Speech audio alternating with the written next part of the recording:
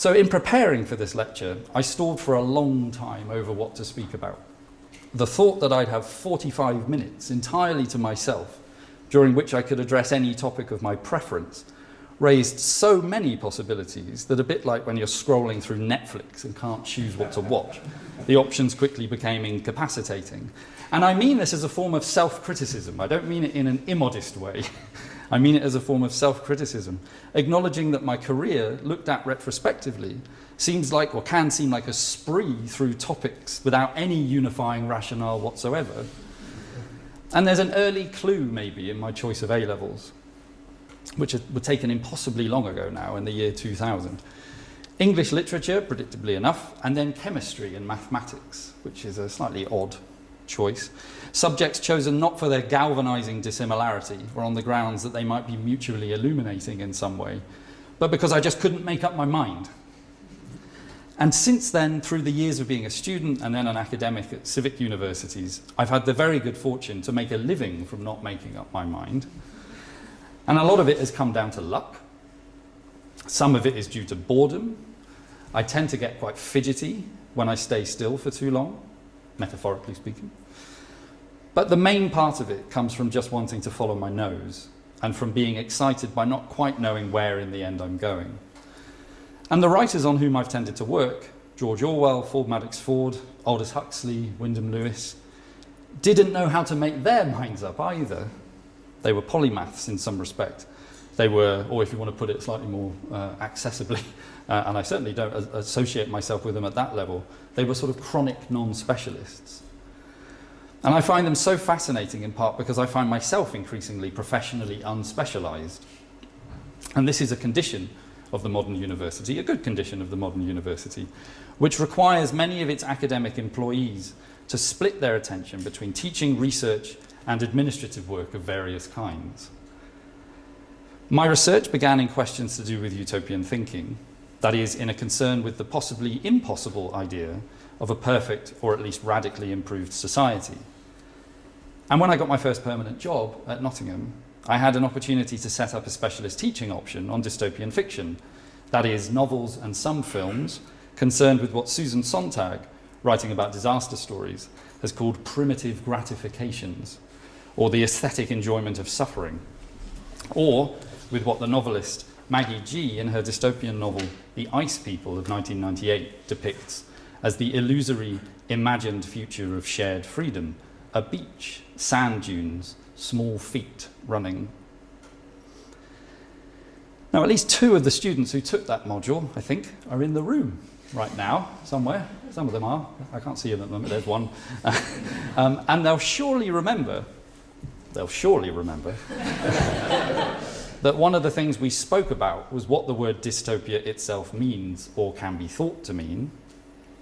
And taking the largest possible view, Margaret Atwood calls utopia's societies better than ours and dystopia's societies worse than ours. Etymologically speaking, dystopia is a term invented in response to the coined word utopia, used by Sir Thomas More for his highly influential text of the same name in 1516, which is on the left there. Playing with the ancient Greek words for no and place, Thomas More threw some Latin into the cake mix and came out with utopia, meaning no place. A utopia, though, tends to be thought of not just as a no place, but also as a good place, which comes from the fact that the ancient Greek words for no and for good sound very similar. Now, utopias on this reading are no places carrying some implication of goodness, which has led to many centuries' worth of debate about whether utopias are good places which do not yet exist, or good places which don't exist because they can never exist. And my colleague, Sebastian Mitchell, who's around there somewhere, reminds us in his book, Utopia and Its Discontents of 2020, that Thomas More would also have been aware of the shifting and contradictory significance of the authentic Greek terms behind the word utopia. And as Sebastian continues, the noun atopia suggests strangeness, oddness, absurdity, eccentricity, and the associated term atopos can refer to a paradoxical state of affairs, the word utopia obliquely alluding to its own contradictory nature. Utopias are no places and good places all at once. This playful ambiguity embodying linguistically the ambivalence that Thomas More's book Utopia itself embodies as a text and as an account of a supposedly ideal or desirable society. So already we've got a really complicated situation on our hands, with absence and presence packed into what seems like such an innocent pair of words, utopia and dystopia. Adding yet more complexity is the fact that the later term dystopia plays with many of the ambiguities that give the earlier word utopia its flavour.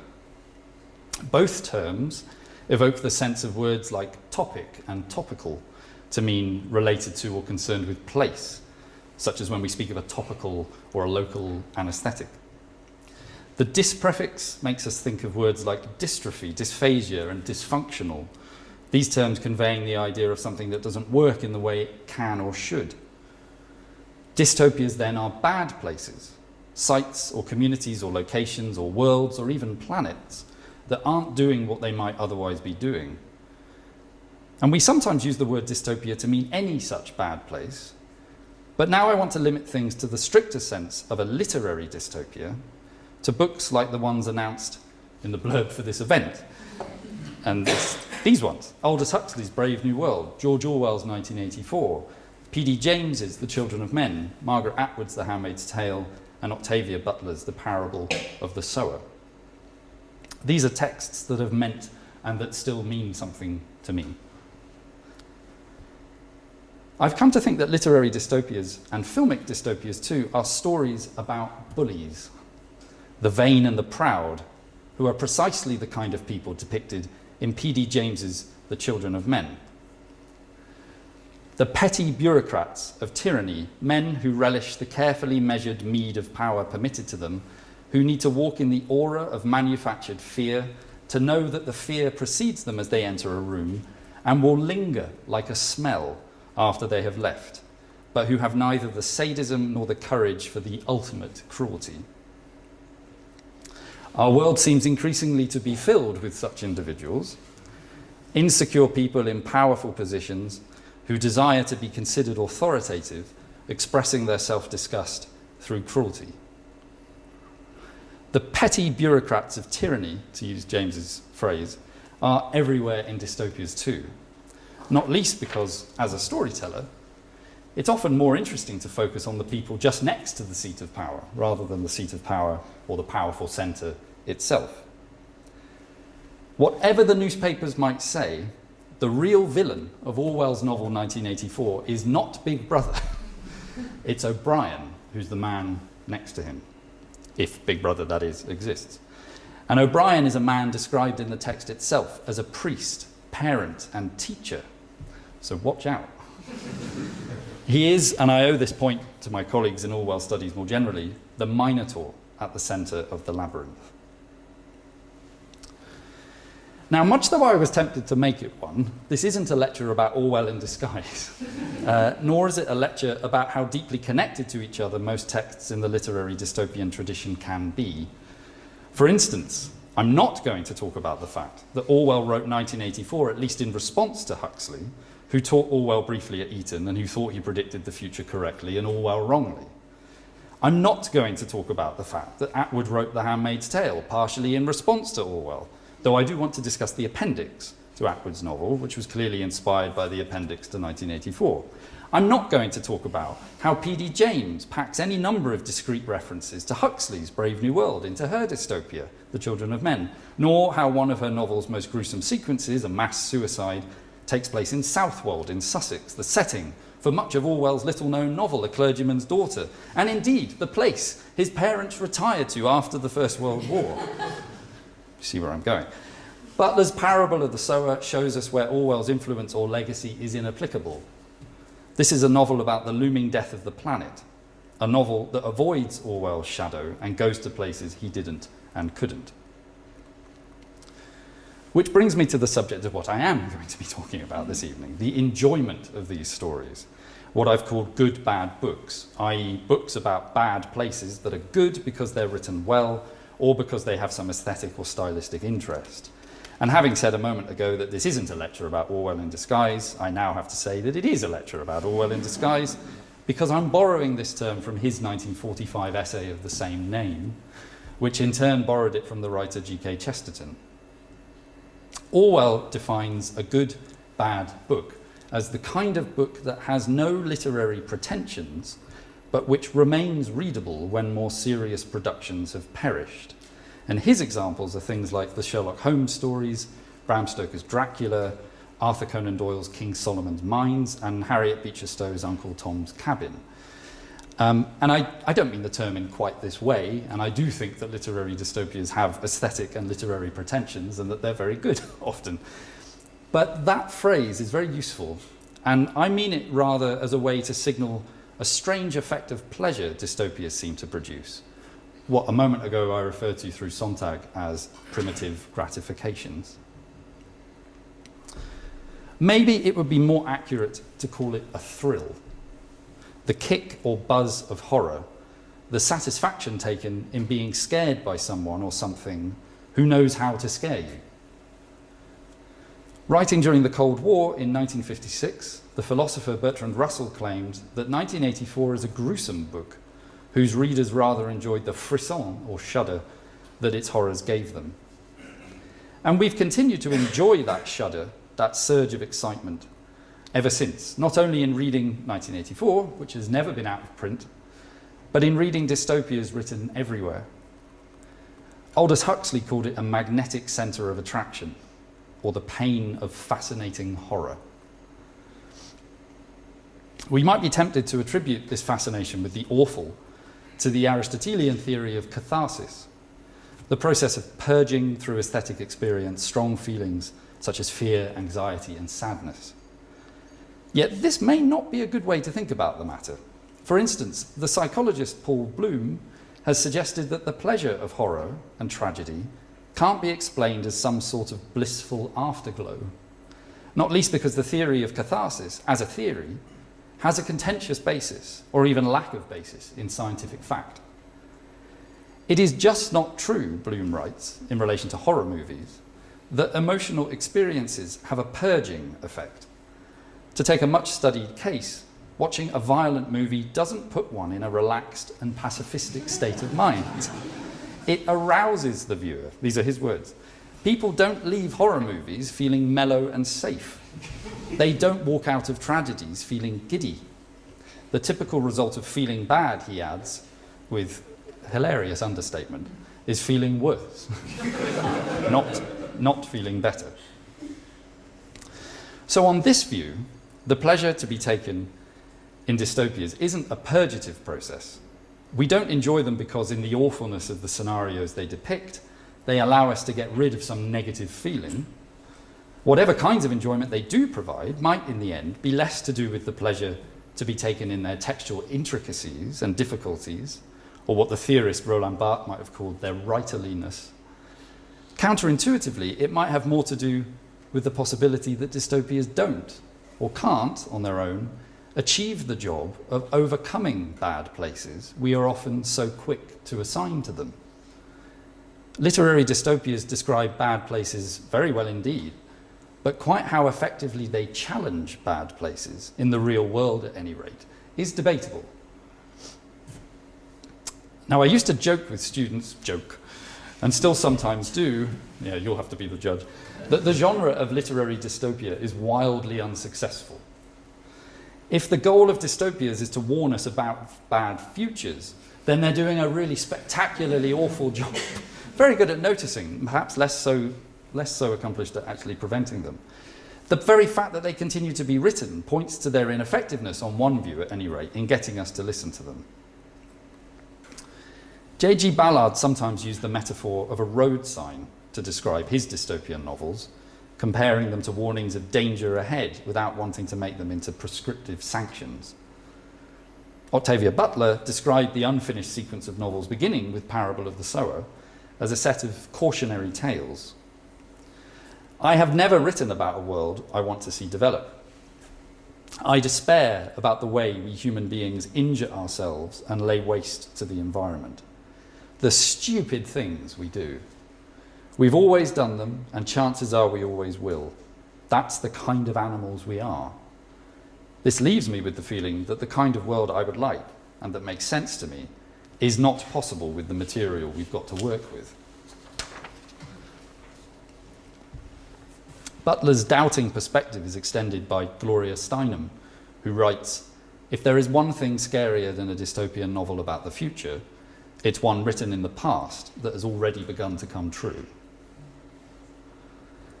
Now, Parable of the Sower is unsettling because its post-apocalyptic story tells of a future that seems already to have happened, a future uncannily like its past.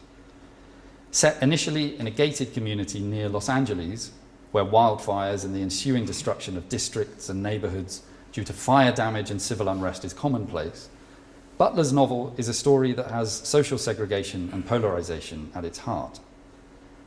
First published in 1993, it may as well have appeared yesterday.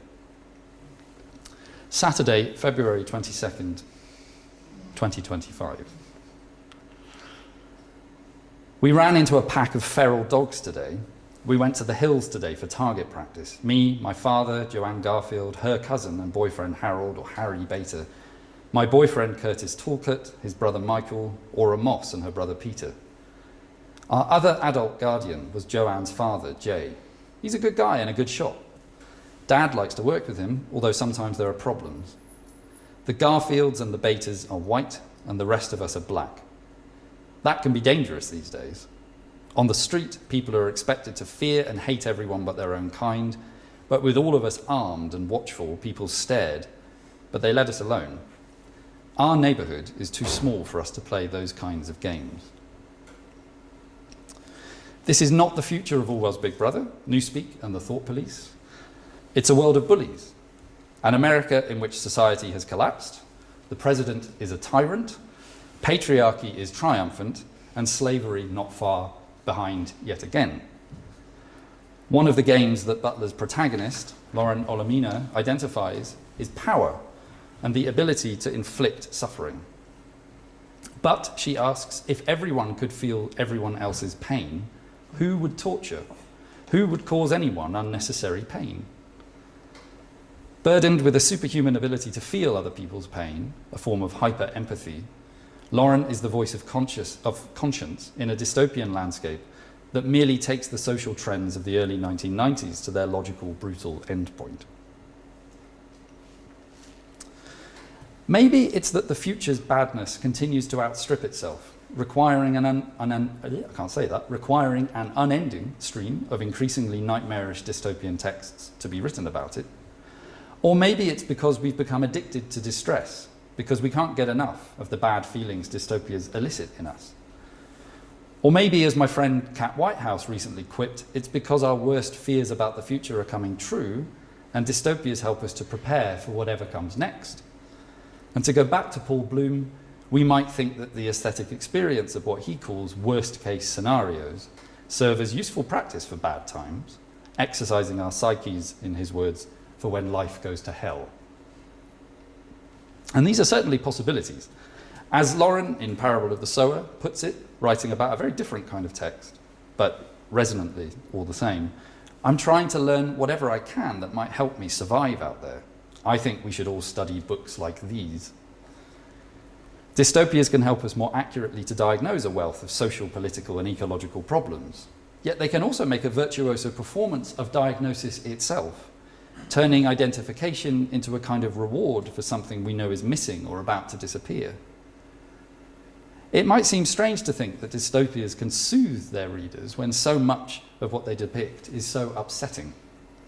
Perhaps they speak to a need to have our worst fears confirmed, and I've called this a love affair because love, as the old saying goes, is blind, or if you prefer a more accommodating version of the same idea, because love dulls or can dull judgment, as Shakespeare well knew. Love is blind, says Jessica in The Merchant of Venice, and lovers cannot see the pretty follies that themselves commit. Our love affair with literary dystopias can stop us from knowing the pretty follies, the errors that we ourselves commit in enjoying them. Now, I need to be careful in speaking of our love affair with dystopias, because as Claire Dederer points out in this recent book, the collective our, the we, the WE, of an assumed community of like-minded readers is at best reductive and at worst coercive. Who is this we that's always turning up in critical writing? We is an escape hatch. We is cheap. We is a way of simultaneously sloughing off personal responsibility and taking on the mantle of easy authority. It's the voice of the middle-brow male critic, the one who truly believes he knows how everyone else should think. We is corrupt. We is make-believe. Lest I should be accused of believing that I know how everybody else does or should or wants to think, let me say that I believe I don't and no I don't. But surely there is a tincture of universality in the global popularity of dystopias. When I say our love affair, I mean to evoke an enjoyment of literary dystopias that worldwide sales figures seem at some level to bear out. It seems possible to me to speak of a love affair with dystopias that exceeds any one reader or reading community, precisely because the genre appears never to have been more successful, at least in sales, more or less everywhere. Halfway there. Now, Huxley knew this very well, and may even have intended his most famous dystopia, Brave New World, as a commentary on it, or at least on an earlier version of it. The citizens of Huxley's world state are cheered into compliance by a consumer culture that prioritizes hedonism and through a technology of nighttime suggestion called hypnopedia that teaches people in their sleep to think the right, quote-unquote, right thoughts. Underpinning these strategies of power is a more basic method of control by genetic determination, which orders the world state's population into hierarchical categories of fitness and intelligence. And should those avenues fail, there's always the option of mowing down people with machine guns. Yet Huxley felt that violence wasn't necessary to subdue a population. As he put it in a famous letter to Orwell, sent on the publication of 1984 in 1949, the lust for power can be just as completely satisfied by suggesting people into loving their servitude as by flogging and kicking them into obedience. The servitude that so many people love in Brave New World, and that J.G. Ballard knew precisely how to articulate years later, is the serfdom of pleasure. The world state is a society built on pleasure, whether it's the pleasure of playing sport, which so many citizens do, or the pleasure of endless casual sex, or taking drugs, or cinema, rebranded in Huxley's imagined future as the feelies, films that include their viewers sensuously in the usually erotic experiences they depict. No wonder no one wants to break out of the mould. This is the libidinal future of capitalism run riot, a world in which, as the world state controller Mustafa Mond puts it, people are happy. They get what they want and never want what they can't get. Brave New World is a comic satire on scientific utopianism, occupying an ambiguous space in which technological prowess and progress is rejected and endorsed. Yet it's also a book about what enjoyment means in a rigidly controlled universe. The novel's protagonist, Bernard Marx, is, like most dystopian protagonists, someone who knows that something is wrong with the world. In his case, what's wrong is that he wants to enjoy more than the system is willing to let him enjoy. He should just get on with it and play his electromagnetic golf, take his drugs, enjoy sexy films, and be quiet. But what he really wants to do is to have an aesthetic experience of nature, to look at stormy waves and the pale face of the moon, and to feel like an individual, not so completely a part of something else, not just a cell in the social body. What Bernard cannot know and doesn't know is that in yearning to have this kind of aesthetic experience, he's seeking out cliché. His desire is entirely unoriginal in its predictability. It may differ from the state-sanctioned experiences mandated by the system he serves, but this doesn't make up for the fact of its unoriginality. The stability of the world state has been secured by eliminating what Huxley calls high art, Mozart, Michelangelo, and the like. Those are Huxley's examples, which elicits complicating passions. A world of simpler pleasures has intervened. And in making this move, Brave New World implicates its readers in its satire. If its readers can enjoy the novel itself, Huxley's novel, that is, then the reductive simplicity and stability of the world state has not yet triumphed in the real world in which they do their reading, in our world. In experiencing this thrill of difference, Huxley's readers announce their own belonging to a kind of social body, the body of readers who have all had this knowingly enjoyable response to the text. Brave New World appeals because, unlike the title of Upton Sinclair's novel, It Can't Happen Here, we know it hasn't happened here, yet. One reason why we enjoy good books about bad places is because it's possible, as everyone here in this room will know, to write well about horrible things, to appreciate the good presentation of bad things, to enjoy the artistically accomplished portrayal of evil, or vice, or dishonesty, or cruelty, and so forth. Literary dystopias are a form of writing in which the skillful depiction of pain at large and small scales creates enjoyment, as their sales figures imply. Another way to think about this is to consider how far dystopian texts resist the pain they portray. And here I am going to talk about Orwell in relation to 1984, a novel about the end of many things as we know them. The book's protagonist, Winston Smith, lives in a superstate called Oceania, in which the United Kingdom, now called Airstrip 1, still exists. Living in a bombed-out, depleted London, Winston's job at the ironically named Ministry of Truth is to make state-sponsored lies by rewriting history, what is known as bringing the past up to date. He enjoys this work, often losing himself in it, as in the depths of a mathematical problem. And this, we're told, is the greatest pleasure in his life, which is otherwise so full of oppression. Surveillance devices known as telescreens keep watch over everything Winston does, and maybe also over everything he thinks, too. The thought police lie in wait for anyone who slips through the net. It's a world built on falsehood, and over it all presides Big Brother, who, in another muddying of truth and untruth, may or may not exist. How might 1984 resist the pain it depicts? Well, through the very fact of being a novel. Literature in the sense we know it is not permitted to exist in Oceania. Classic texts of the past by Shakespeare, Kipling, Milton, Chaucer, these have all been rewritten in the official language of Newspeak. The euphemistic and ironic term for these corrected volumes is, quote-unquote, definitive texts. What little reading material there is in Oceania includes tabloid newspapers, state-approved works of socio-political and historical analysis, and pornography. They're obsessed with sex, these two, which is churned out by machine.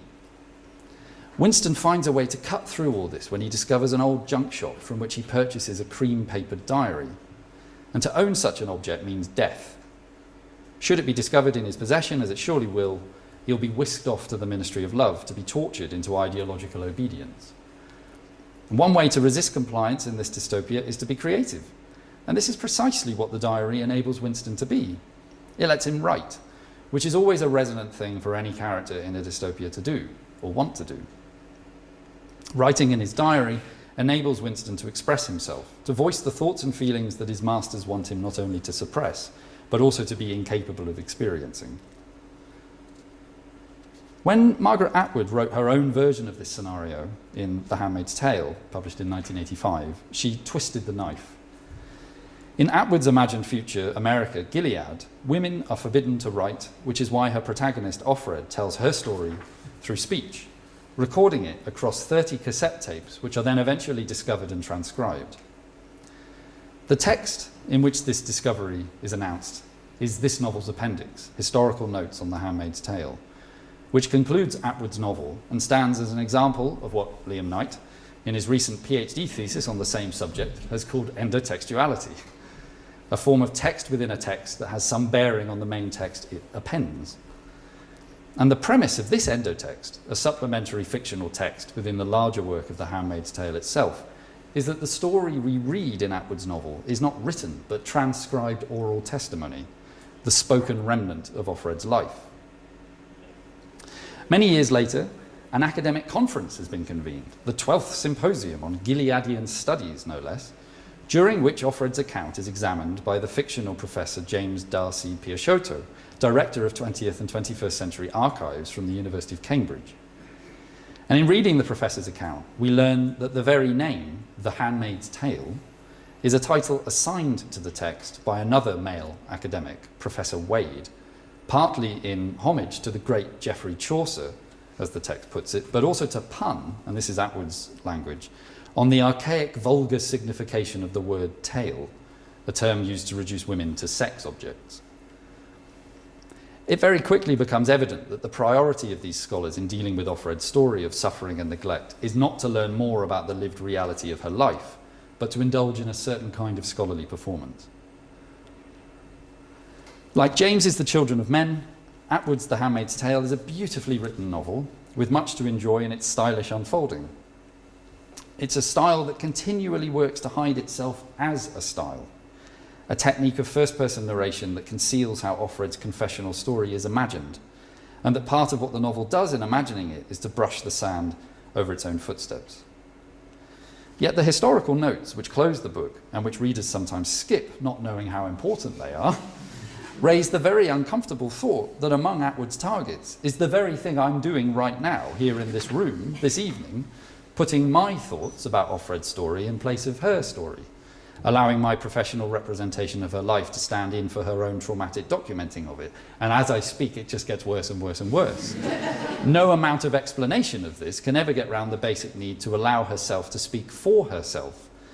The best thing for me to do would be just to shut up.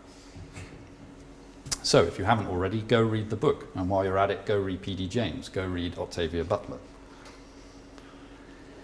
Atwood was writing back against Orwell in doing all this, partially in homage and partially in critique. Offred's foregrounded role in The Handmaid's Tale overcomes the way Orwell underdevelops Winston Smith's lover, Julia, in 1984. Atwood thereby anticipates Julia's front and centre positioning in the rewritten versions of 1984, which have appeared recently in Catherine Bradley's The Sisterhood and Sandra Newman's Julia, both of them from 2023, like Buses and Meteorites, readaptations of 1984 come along all at once. Atwood was concerned, just as Orwell was, by the threat posed to individual freedom and creativity by totalitarian control, the kind of thing described by Orwell in his essay Culture and Democracy of 1941 as follows. Literature as we know it is inseparable from the sanctity of the individual and therefore is absolutely incompatible with the totalitarian way of life. And what is true of literature is true of nearly everything that we classify under the heading of culture. One must conclude, therefore, that though our democracy is bound to change, all that we mean by culture is inextricably bound up with democratic values. The destruction of democracy would mean not simply the loss of certain advantages and the acquisition of certain others, but an actual end to civilization as we know it. We must defend ourselves against that as we should defend ourselves against an invasion from Mars, because we can hardly imagine an alternative. We might note the insinuation of the work of H.G. Wells, author of The War of the Worlds, at the end of this passage, and reflect, therefore, on the degree to which Orwell's imagination was haunted by Wells's presence, Wells being such an important influence on Orwell's writing. The sanctity of the individual is precisely what is so often at stake in Wells's books, not least his book, A Modern Utopia of 1905, and it's central, of course, to 1984. Winston writes in his diary because he wants to feel connected to the remnant of humanity the diary represents. He writes in his diary because he wants to feel alive. Everything in Oceania, in Orwell's novel, is turned against this desire. To feel alive, really to feel alive, rather than merely to live in the ways Oceania's rulers demand, is to betray Big Brother. And so all things enabling people to feel alive have been tracked down and destroyed or altered beyond recognition.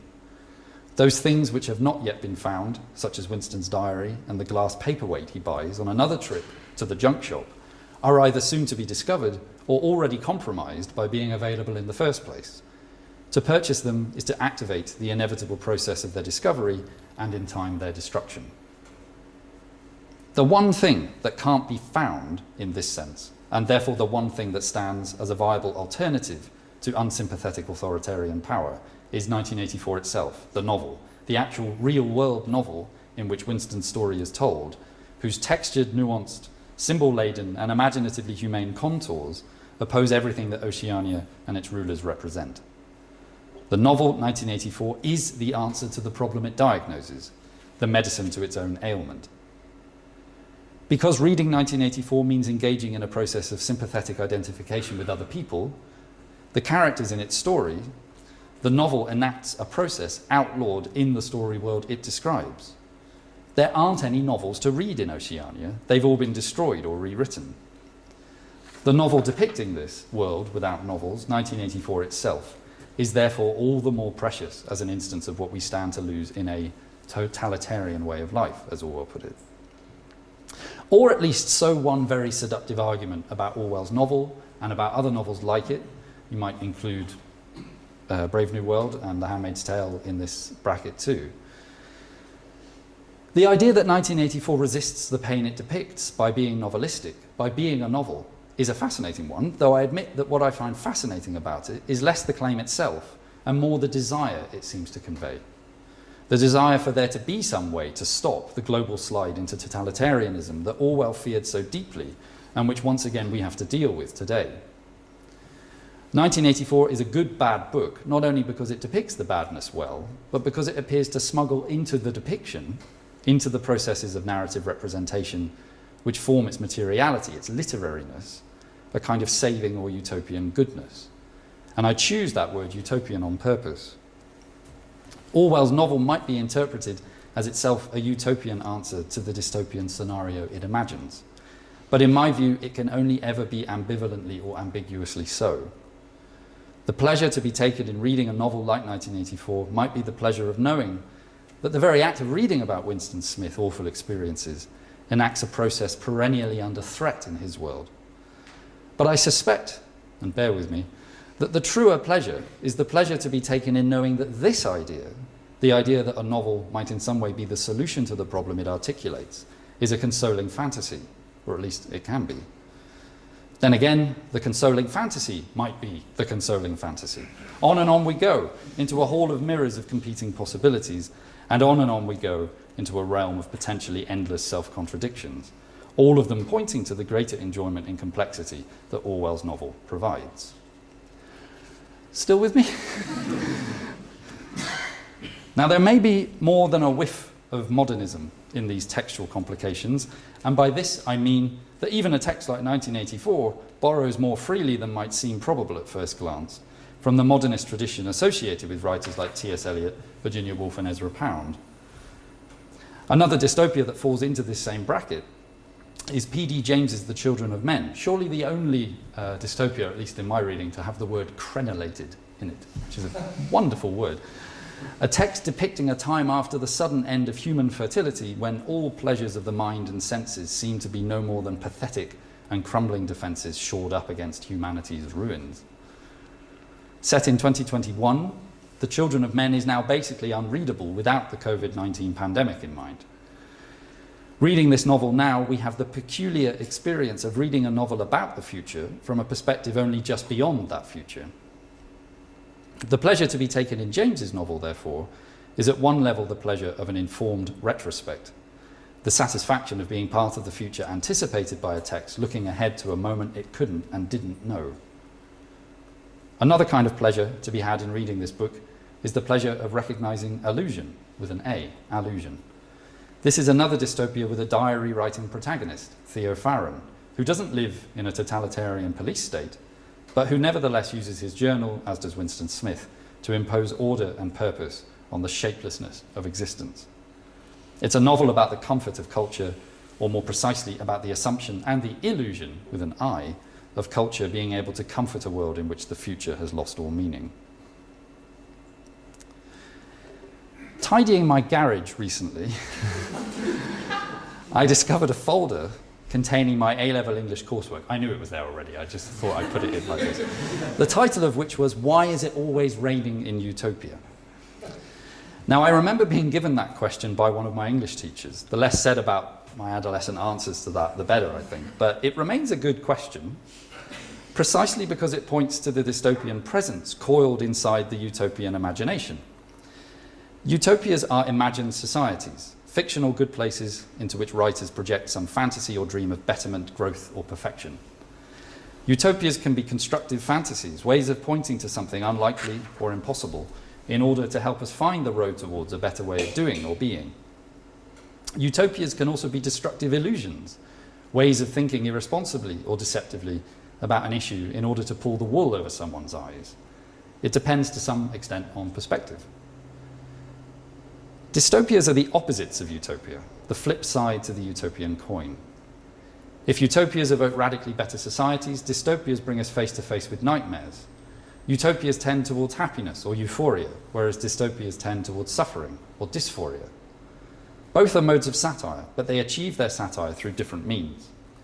Utopias are satirical because they show us the gap between what our societies are like and what ideally they could be.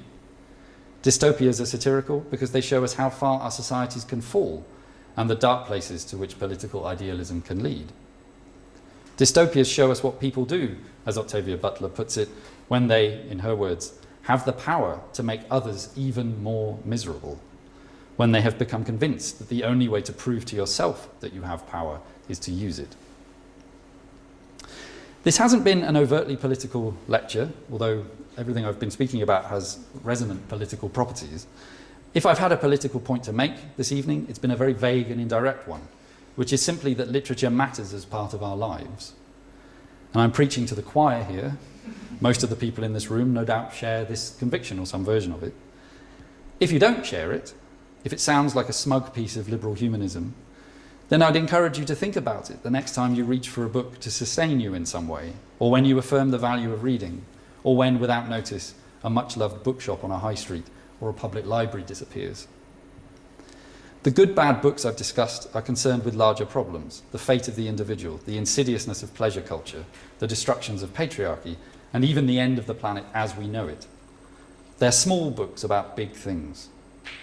The messages they send are, to employ an overused word, urgent ones.